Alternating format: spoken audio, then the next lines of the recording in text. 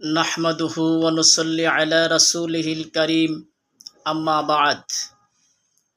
সম্মানিত শ্রোতামণ্ডলী, ভাই ও বোনেরা, দেশে এবং বিদেশ থেকে যারা আমার এই ভিডিওটি দেখছেন এবং শুনছেন, তাদের সবাইকে আন্তরিক মোবারকবাদ এবং শুভেচ্ছা জানিয়ে শুরু করছি আজকের ভিডিও।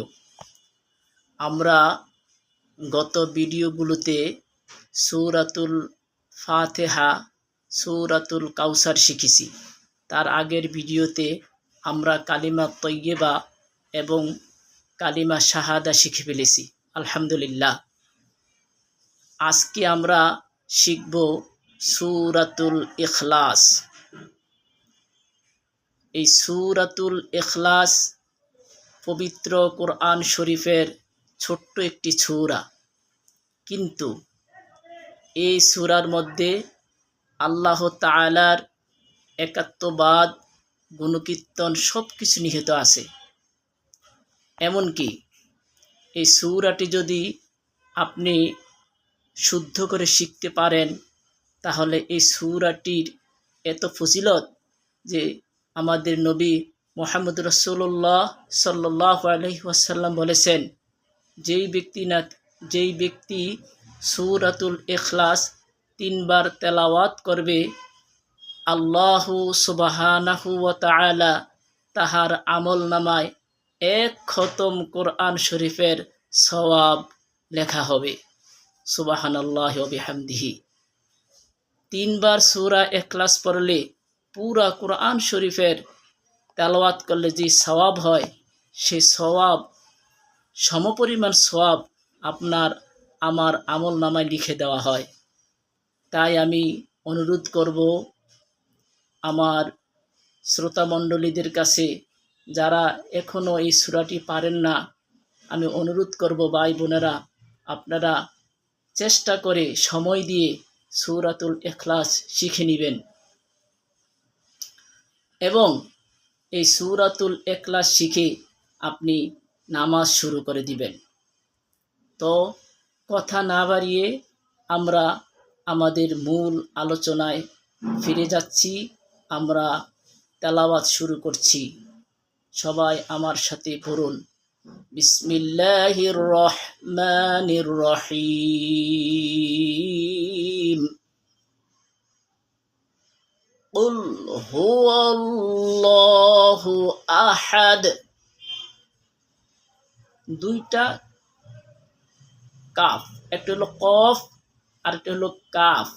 এখানে 2 নকতাওয়ালা কফ।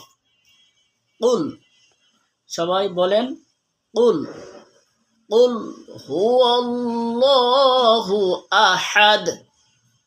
আহাদ, হা, আহাদ। কুল হুয়াল্লাহু আহাদ। আল্লাহুস সামাদ। আল্লাহুস সামাদ।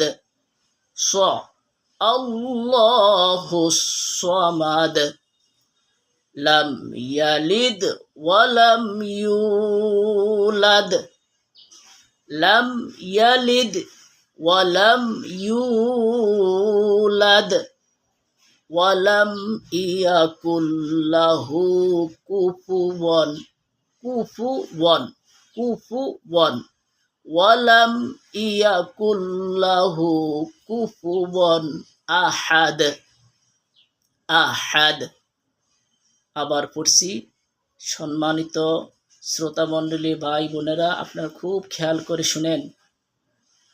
বিসমিল্লাহির রহমানির রহিম। কুল হুয়াল্লাহু আহাদ। আল্লাহুস সামাদ।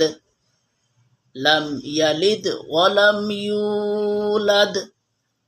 ওয়ালাম ইয়াকুল লাহু কুফুওয়ান আহাদ। সাদাকাল্লাহুল আযীম। আল্লাহ পাক আমাদের সবাইকে সূরাতুল ইখলাস সহ পুরা কোরআন শরীফ সহি শুদ্ধ করে তেলাওয়াত করার তৌফিক দান করুক। আমিন আমিন। আমরা সবাই যেন সহিশুদ্ধ করে তেলাওয়াত শিখে সহিশুদ্ধভাবে নামাজ আদায় করে ঈমান নিয়ে কবরে যেতে পারি, সেই তৌফিক আমাদেরকে আল্লাহ পাক দান করুক। আমিন। ওয়া আখির দাওয়ানা আনিল হামদুলিল্লাহি রাব্বিল আলামিন। পরবর্তী ভিডিও দেখার জন্য সবার কাছে অনুরোধ রইল। আসসালামু আলাইকুম ওয়া রাহমাতুল্লাহ।